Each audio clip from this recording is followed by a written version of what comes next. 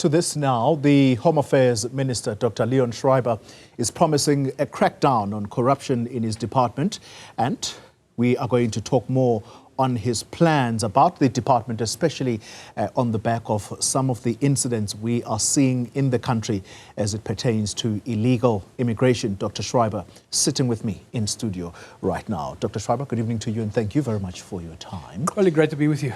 Let's start, Minister, with the 95 Libyan nationals. I know that the matter is before court, so there isn't much that you are possibly allowed to say, but just on the face of it, when this story broke, how were you alerted to the alleged misrepresentation on their visas?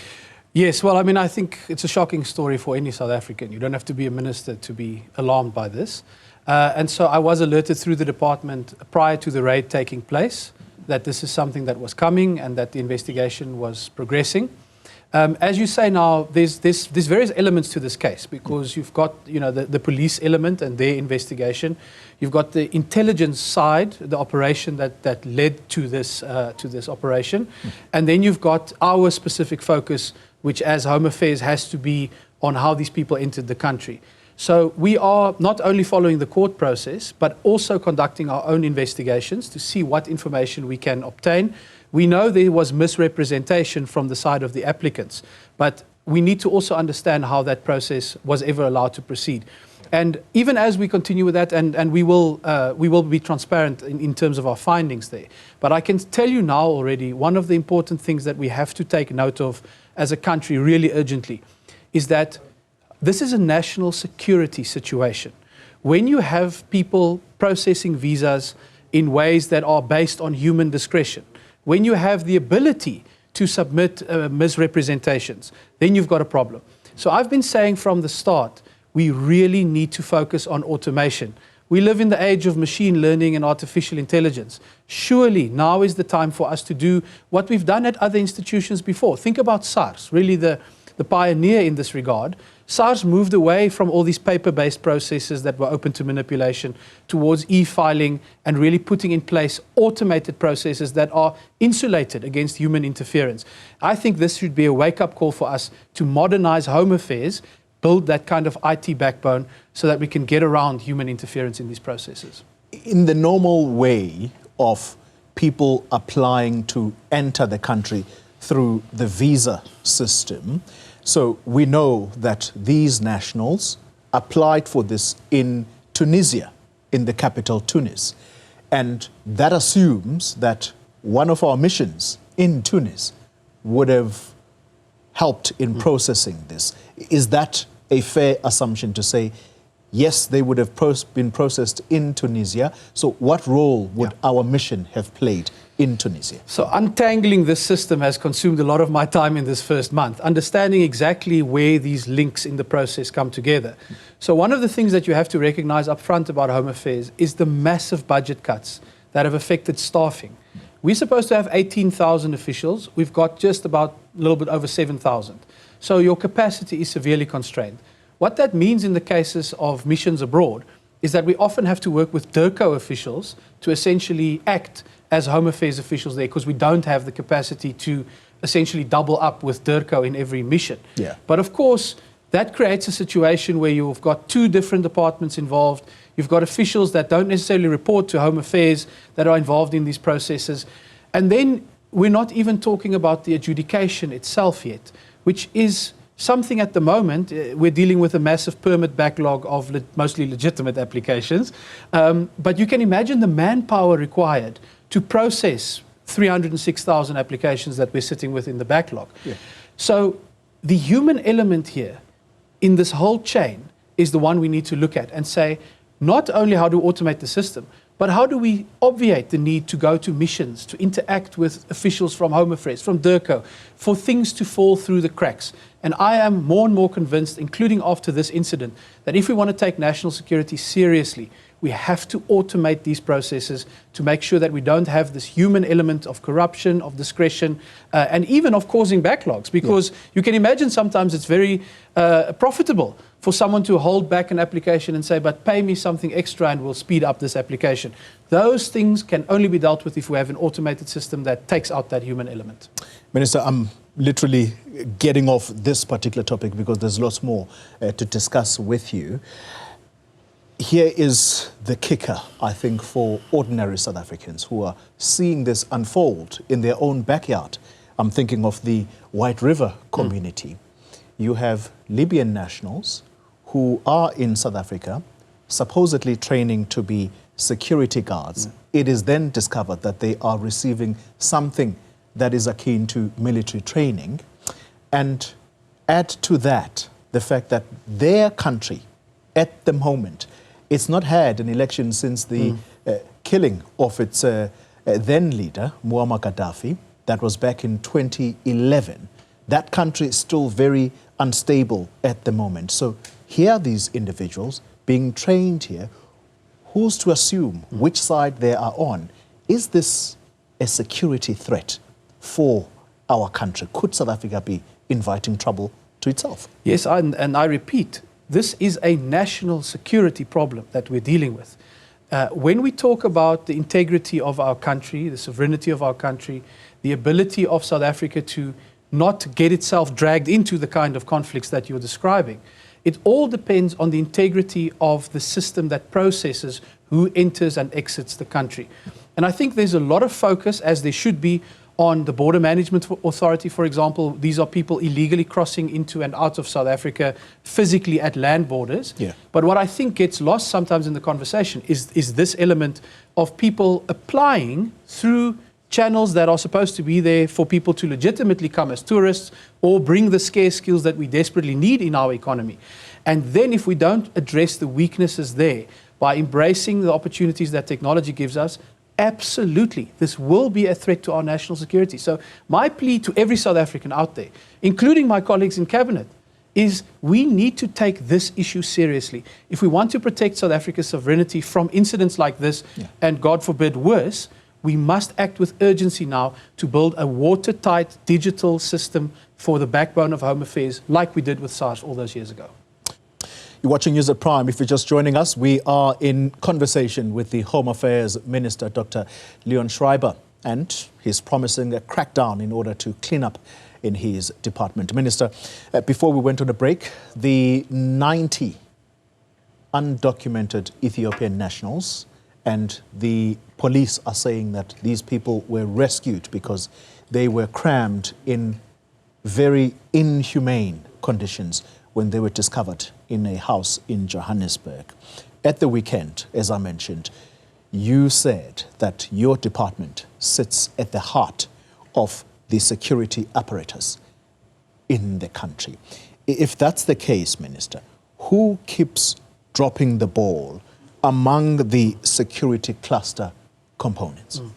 Look, I think the first important point to make here is that the indications from the investigation is that these people themselves are victims of human trafficking. Yeah. So what you're talking about here is even more sinister in a way, because these are people who presumably against their will were brought into this country using the gaps and weaknesses in the system that I've been describing.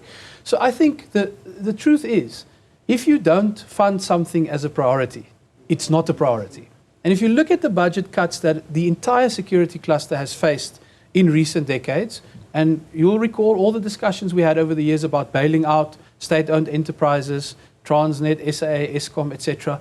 Those are the resources that should have gone to Home Affairs and to the rest of the security cluster to make sure that the capacity exists for us to prevent these kind of things.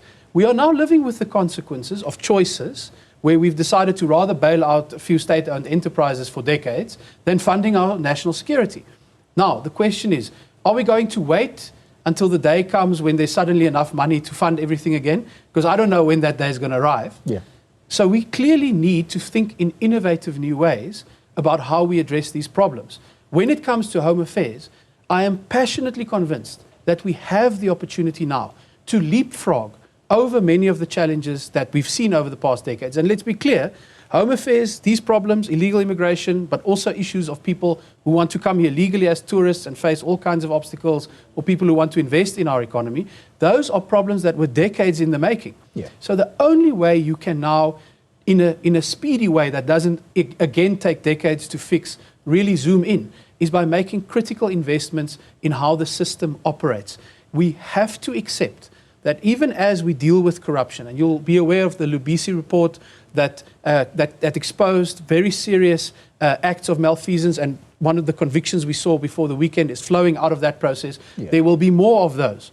But the point is, we have to crack down and clear up corruption and arrest and lock away those individuals, as I said. But the question is, will it just keep happening again in the future if we don't fix the system? And that's what I'm talking about.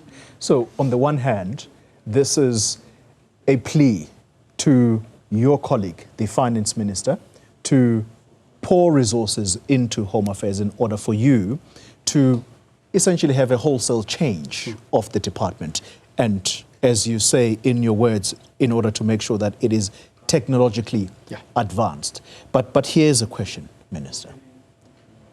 These individuals, all 90 of them, they couldn't have just entered the country. Someone assisted somehow.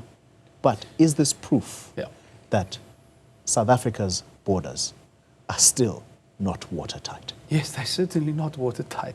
And again, if you look at the number of elements, when you say borders, what do you mean?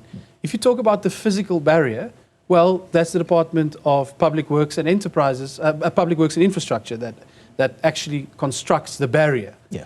When you talk about the management of the borders, that's the Border Management Authority, which was founded last year in order to integrate different components from different departments. But again, I say to you, that entity is so underfunded that it is not a priority for the government. The Border Management Authority? It is chronically and criminally underfunded.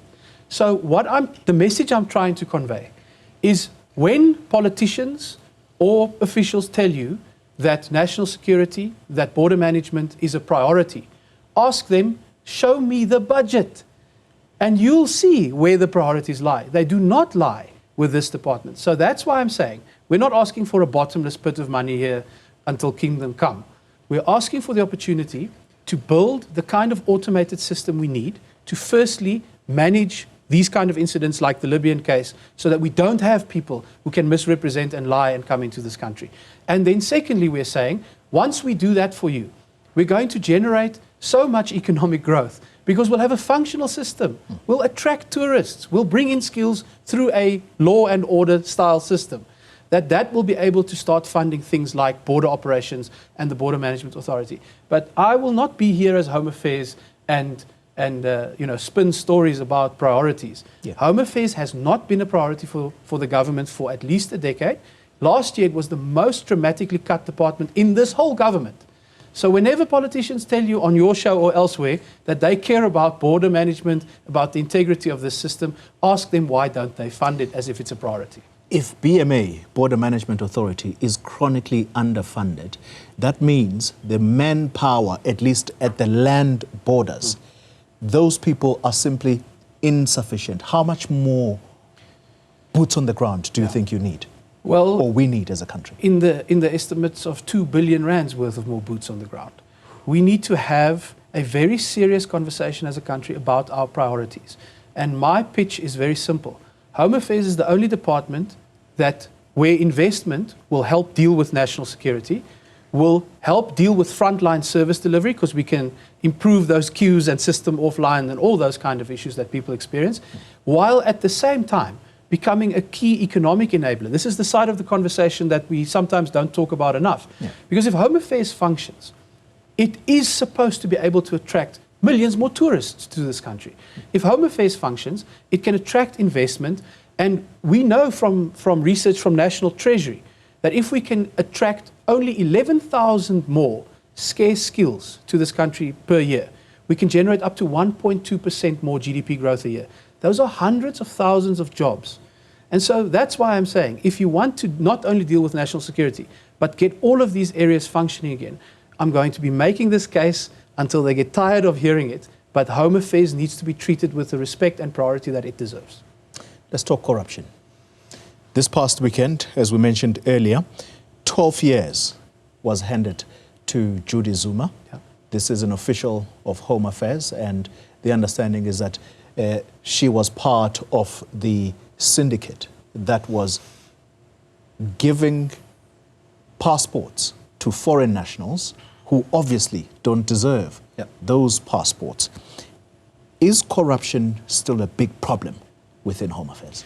It is, but I do want to say one important other thing about this. We must not tar everyone with the same brush, because the very people who eventually built the case that led to the conviction of Ms. Zuma were people from the Home Affairs Counter-Corruption Unit, because she even tried to bribe them when they got too close to the truth. And it is those people who said, aha, we've got you here now, and they did the right thing. They did not accept the bribe. So I'm saying that because there are good people in this department, as there are across government and across this country, in fact, who are trying to do the right thing.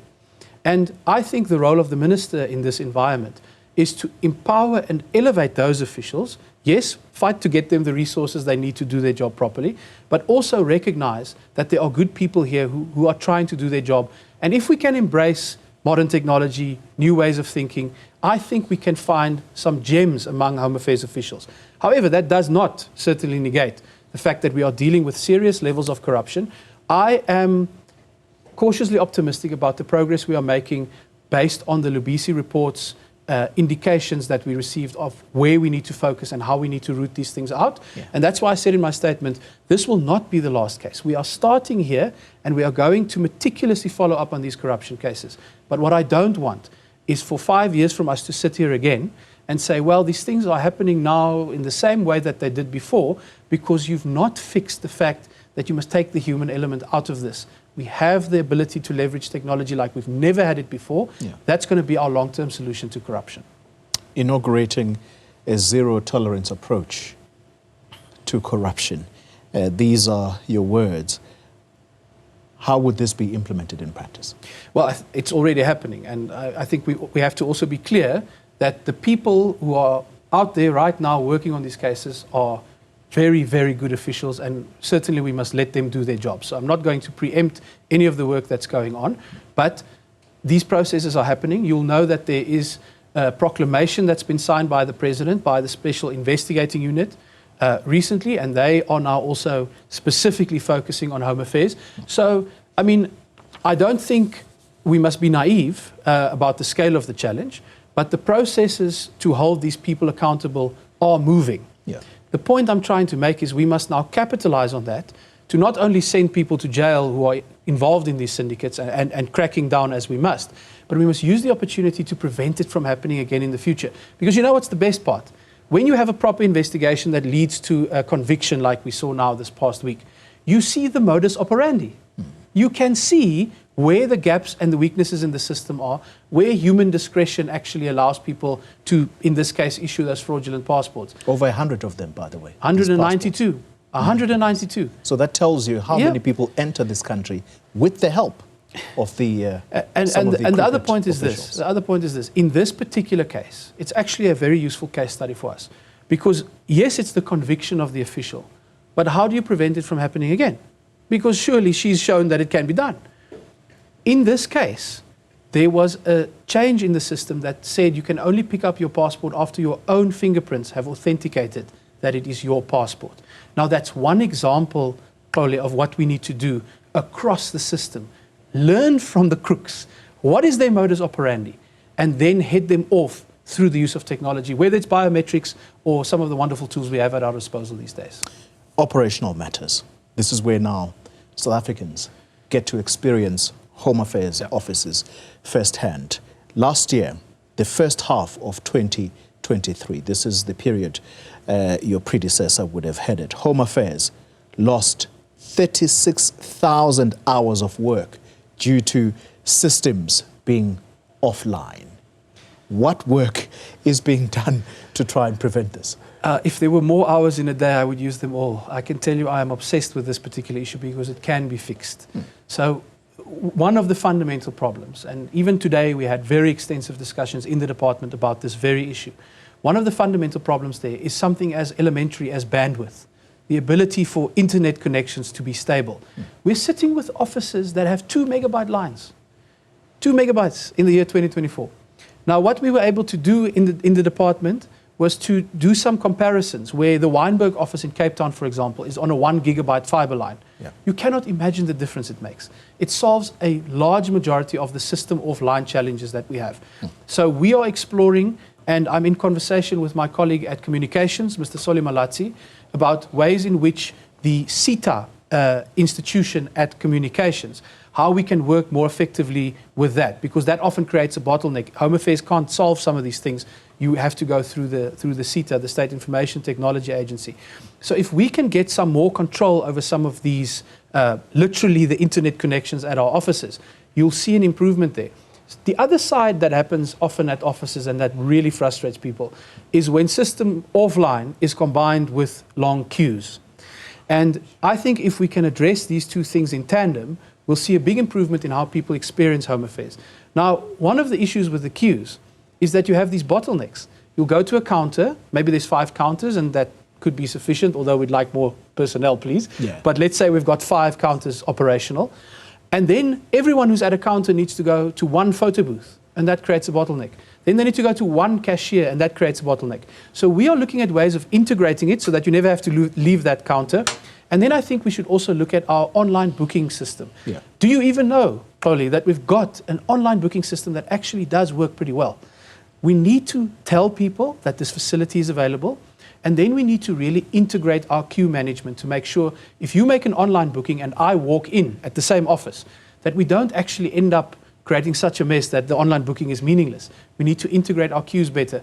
Now, here I am sitting talking to you about queues and internet connections, but those are the stuff of government. And if we can get those things moving, you'll see improvements at Home Affairs over time. Talking about South Africans and them using the Home Affairs offices, there is one story, Minister, that's dominated headlines, and it's that of the Miss South Africa contestant.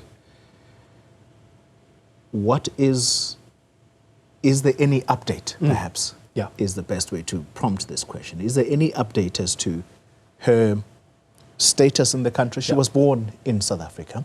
Or should we look at the status of her parents as citizens of this country? What can you tell us? Well, I mean, look, if you look at the law, it's pretty clear that if indeed a mother is born in South Africa, then, and she's born in South Africa, then those are South Africans. However, what I would like to emphasize is that Home Affairs, one of the challenges we've had in recent years is all these court cases that have rolled against the department that you'll be aware of. And I have been very clear that we have to get back to the rule of law. And in fact, it's even in the GNU Statement of Intent that we have to anchor our decisions in the rule of law. So the one thing we will not do is when there's an uproar about a particular individual, but there's no actual matter before Home Affairs, we cannot go and violate the Protection of Personal Information Act. Because if someone comes to me and makes an allegation against you without any evidence, and suddenly a lot of people repeat that allegation, it would be a violation of your rights in terms of the POPI Act for me to then go and say, but here's his papers, here's his nationality. So that's the one side. So I think it's been clear from Home Affairs that we are not going to be dragged into innuendos, rumors, and quite vicious episodes that we see on social media. However, there has been a development in the sense that people actually related to the matter have asked us to help put this matter to bed by verifying some of this information. Now, that is how it is supposed to work. If you have a complaint against someone, you bring prima facie evidence, because remember, the onus is on you to bring a complaint. Yeah. You bring prima facie evidence to our counter-corruption unit, for example, and we will investigate the matter. That did not happen. There has not been a single actual complaint with actual evidence. Not one. Wow. The only thing we've received are people related to this individual saying, can you please bring an end to this by verifying the information? So we will update the public once we've done that. But I do want to make it very clear.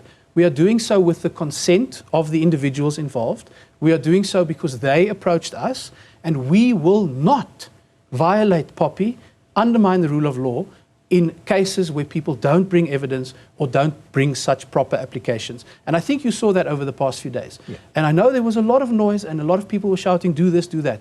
That's not how it works in a country with the rule of law. We have a democratically elected government that's supposed to abide by the Constitution and all the laws, including the POPI Act. We cannot be governed by social media, and we've seen some of the results of that over the years. Well, and that's why I'm not going to press any further. So when you are ready with that information, I suspect either you as a department will alert us to it, or I suppose it will be the individuals themselves, seeing that they have decided to come to you to try and put the matter to bed. Minister, I want to thank you very much for your time. Thanks indeed for this, and hopefully there'll be many more of these. Thank you very much. Thank you. Leon Schreiber, Dr. Leon Schreiber, the Minister of Home Affairs.